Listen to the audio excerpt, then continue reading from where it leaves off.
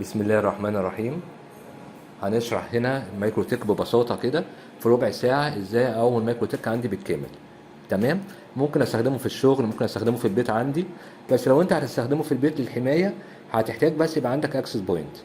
احنا بنستعمل وين بوكس عندنا البرنامج بتاعنا اللي بنخش بيه على المايكروتك. المايكروتك احنا هنا مسطبينه على في اماية، هتلاقي السورس بتاعها موجود في الرابط، والسورس الفي اماية نفسه موجود في الرابط، والسورس الوين بوكس كمان موجود في الرابط. لما دخلنا عليها اهو كده يا جماعه الفي اماية اللي معانا، اول حاجه الباسورد بتاعها ادمن ويوزر نيم ادمن. فانا اول حاجه هخش هلغي كل الكونفجريشن الموجوده وابداها من اول وجديد عشان نبدا الشغل نضيف معانا. هيبدا يراستر معانا اهو، هستنى لغايه لما يقوم، مش هياخد وقت الفي اماية بتاعتنا. وعلى فكره حجمها صغير، حوالي 80 ميجا 100 ميجا، يعني الحجم صغير معاك يشتغل معاك سواء في البيت او الشغل. اهو ادي الانترفيس بتاع المايكروتك بتاعنا اللي على الفيمايه. هدخل تاني على الوين بوكس. ما انساش المره دي يا جماعه ان انا الباسورد بتاعتنا هو عملت ريسيت، الباسورد باي ديفولت فاضيه. فلما اجي ادخل وانا كاتب الباسورد القديمه ادمن قال لي غلط اهي، هخش امسحها واقول له كونكت. اول حاجه هيسالني عليها ايه يا جماعه؟ اكيد انت عايز الباسورد ايه.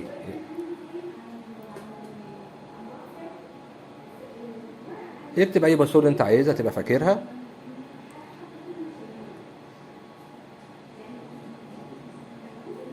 وابدا الشغل بتاعي. اول حاجه هنبص على الفيمايه اللي معايا، هنلاقي في كارتة نتورك واحده. تمام. انا اول حاجه هعملها هضيف عليها كارتة نتورك تانية للشغل، عشان الكارتة اللي بره تتوصل على الراوتر، والكارتة اللي جوه هي اللي هتدي اي بيهات للكلاينت اللي عندي، سواء كانت واي فاي سواء كانت اجهزه عاديه متوصله بكابل. من برنامج الفي ام وير اهو، هخش بمنتهى البساطه هلاقي كارتة واحده موجوده نتورك، هقول له اد، هضيف نتورك ادابتر، فينش. وما انساش اقول له يا جماعه، وما انساش اقول له ان نوعها بريدج، واقول له اوكي. كده اوتوماتيك اتضافت جوه المايكرو تك بتاعي. هرجع تاني للوين بوكس بتاعنا، هتاكد، هخش على الانترفيس، هنلاقي في كارتتين موجودين عندي اهو. تمام. نبدا بقى الشغل بتاعنا. الوين بوكس يا جماعه ممكن استفيد بيه ان انا اظهر الجهاز بتاعي الفيمايه قايمه بالها قد ايه، البروسيسور واخد قد ايه، الرامات واخد قد ايه، كمايكرو تك في حد ذاته. تمام. طبعا اللي احنا بنعمله هنا يا جماعه ينفع حتى لو مايكرو تك مش فيمايه، حتى لو الجهاز بتاعك فعلي.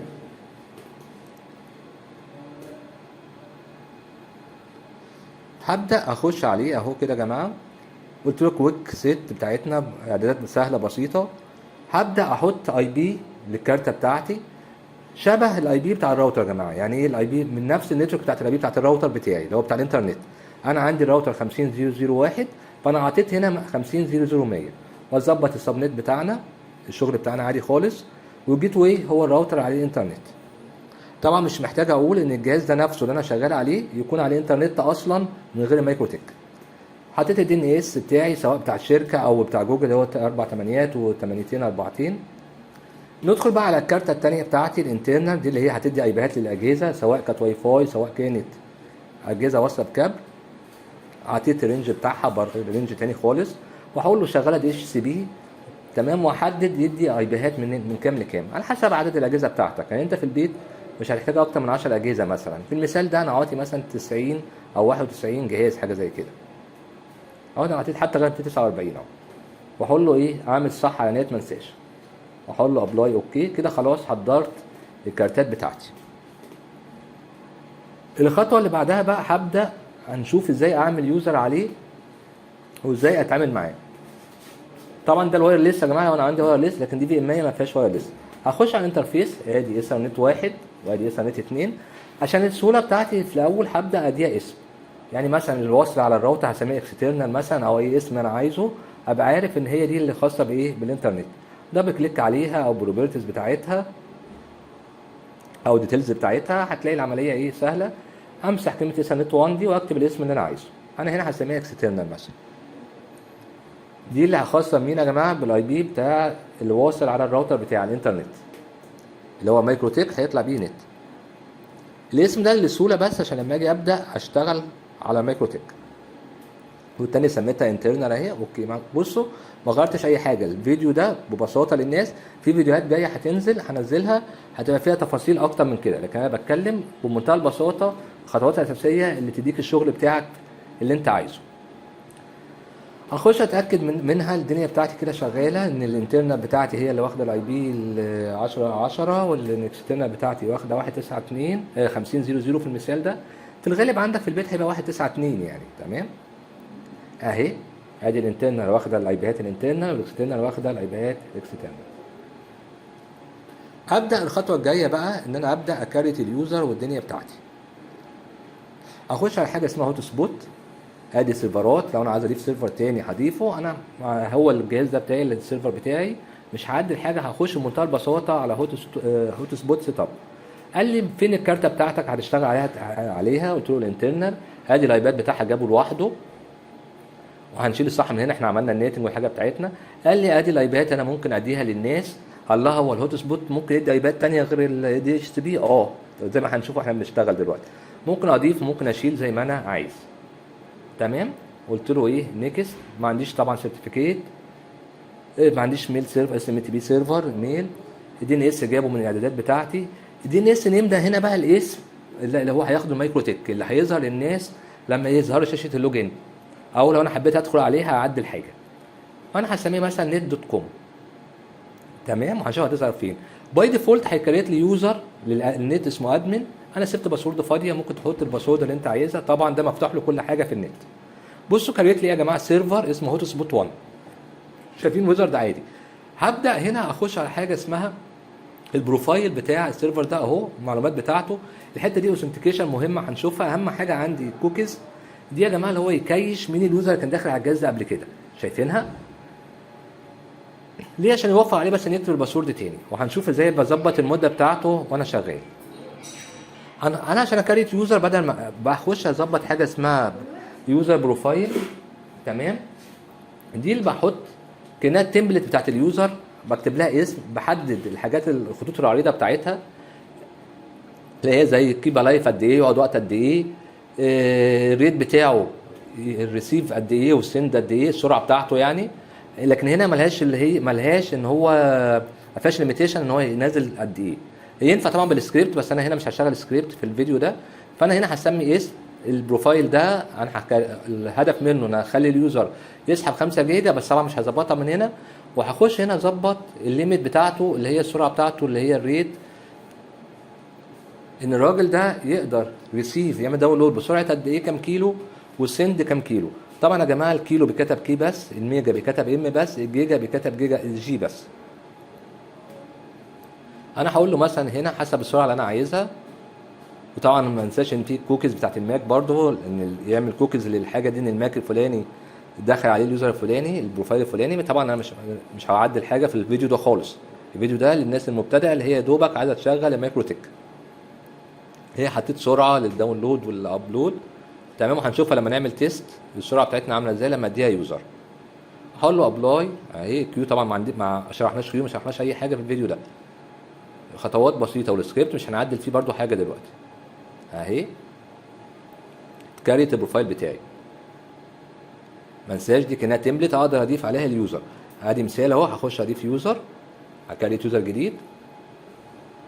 طبعا بيسالني انه سيرفر، لو انا عامل اكتر من سيرفر، لو عامل اكتر من هوت سبوت يعني. الليميت بتاعته هنا انا بتكلم عليها. شايفين يا جماعه انا هاجي هنا لو انا عايز اديله سرعه معينه، دي 5 جيجا مثلا. ده اقصى داونلود ليه، مش اقصى داونلود، ده توتال هنا يعني ايه، سواء داونلود او ابلود 5 جيجا ده التوتال بتاعه. طبعا في البايت ان داونلود، في الاوت اللي هو الابلود، حسب ما انا عايز. بعد في كل حاجه الاب تايم، الوقت اللي يفضل اليوزر ده مسموح له وقت قد ايه شغال، ساعه، ساعتين، يوم، يومين، حسب ما انا عايز.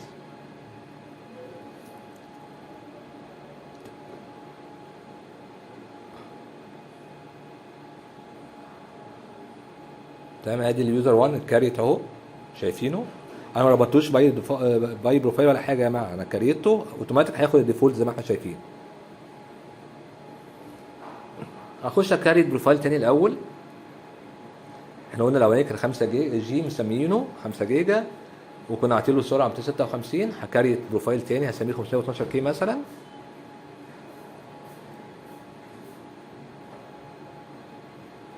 طبعا الايدل تايم لو هو ساب الجهاز يقعد قد ايه حسب ما احنا عايزين.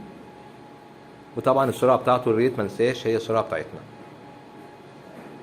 طبعا يا جماعه انت بعد الفيديو ده هتعرف تتعامل مع مايكرو تك بسهوله، تسطبه عندك تقومه عندك مفيش اي مشكله. وما ننساش لو انت هتشتغل في البيت الفي 100 دي ما فيهاش واي فاي، هتحتاج حاجه تدي واي فاي عندك في البيت، وطبعا مش الراوتر الحقيقي. هكريت يوزر تاني اهو. من هنا بختار البروفايل لو انا عايز، او هقول له مثلا بروفايل ال 5 جيجا ولا 512 حسب ما انا عايز، واقول له اوكي. طبعا اكون كتبت الباسورد لو انا عايز، انا سايب الباسورد ايه فاضيه زي ما انا عايز. طبعا ممكن اخش اعدل زي ما انتوا شفتوا يوزر 1 كنت سايبه ديفولت، دخلت عدلته على اللي انا عايزه. بصوا اكتف قال لي ما عندكش اي يوزر شغال دلوقتي. الهوست ادي الاجهزه الموجوده عندي في الشبكه يا جماعه، شايفين؟ هتلاحظوا ان في اي بيهات مش معانا، يعني مش 192 168 105 ده مش موجود معايا. فهو لقى ان الجهاز معايا واصل على السويتش بالاي بي ده، تمام. فهو قال لك للجهاز ده لو دخل عندي هديله الاي بي ده اللي هو ايه 1095. ندخل دلوقتي بقى على اي كلاينت نعمل لوجن عليه نجرب كده. ادي هدخل بمنتهى البساطه، لو انا حطيت الكابل او شغلت الجهاز او عملت ديسيبل للكارت او انيبل هنلاقي اوتوماتيك شاشه اللوجن هتفتح معايا.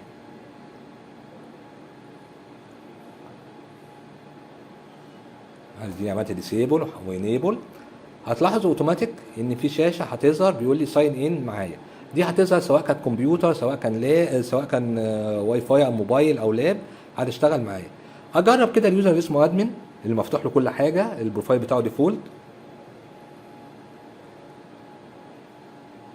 طبعا انا لما كريته كان اسمه ادمن، ما كنتش عامل باسورد عشان اميز ان ده اليوزر ده بتاع الانترنت مش اليوزر بتاع مايكرو تك اللي اسمه ادمن. ادي كتبت اليوزر وعملت، قال لي ايه؟ قال لي يو ار لوجن، شايفينها؟ وهيفتح الاوتوماتيك على الصفحه الهوم بتاعتي لو انا في هوم بيج عندي اهو. بيحمل هو الهوم بيج بتاعتي هنا اللي هي msn.com. وادي فتح الصفحه بتاعتي. لو انا كتبت يوزر نيم غلط او باسورد غلط هيقول لي غلط. لو انا كتبت حاجه الرولز اعملها هتفتح معايا. انا هنا مش هعمل رولز خالص، انا فاتح مجرد سرعات مجرد كوتا. بص لو هدخل دلوقتي انترنت سبيد او قبلها في حاجه اسمها دوت كوم دوت ستيتس نت كوم، ده الدومين بتاعي. بصوا الستيتس الحاله بتاعت الراجل ده الادمن الاي بي بتاعه كذا، السرعه سحب لغايه دلوقتي قد ايه، اب وداون كونكتد بقاله قد ايه. لو دخلنا دلوقتي تاني على الوين بوكس هنلاقي في حاجه اسمها اكتف، هنلاقي ان عندي يوزر اكتف اسمه مين؟ اسمه ادمن والاي بي بتاعه اهو، شايفينها؟ طب ايه 10 1 1 دي اللي هو واخدها؟ زي ما فاكرين الهوت سبوت كنت قايل له ادي 10 10 10 من اول واحد، هو اخد 10 10 دوت واحد. اي بي غير الاي بي الفعلي بتاع الجهاز. نرجع تاني للجهاز بتاع الكلاينت، جهاز الكمبيوتر العادي، اخش اعمل تيست على السرعه. الراجل ده مفتوح له كل حاجه، فهنبص على السرعه بتاعته. انا عامل اصلا السرعه هنا يا جماعه هنلاقيها حوالي 12 ميجا او 10 ميجا حاجه زي كده. طبعا انا عندي نتورك فعليه، انا مجرد بس اللاب ده بنعمل تيست عليه يعني، فعادي السرعه بس جزء منها عشان الشغل بتاعي الحقيقي ما يقعش. ادي انترنت سبيد اهي السرعه.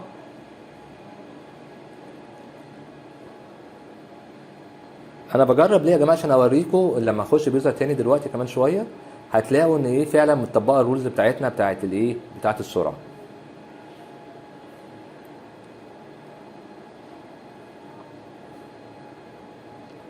اهو الداونلود بتاعه تقريبا 9.8 ميجا اهي بالتقريب، والابلود ايه السرعه دي. طب انا محتاج دلوقتي اعمل ايه؟ اخش بقى كاريت اجرب بقى يوزر تاني انا مكريتهم.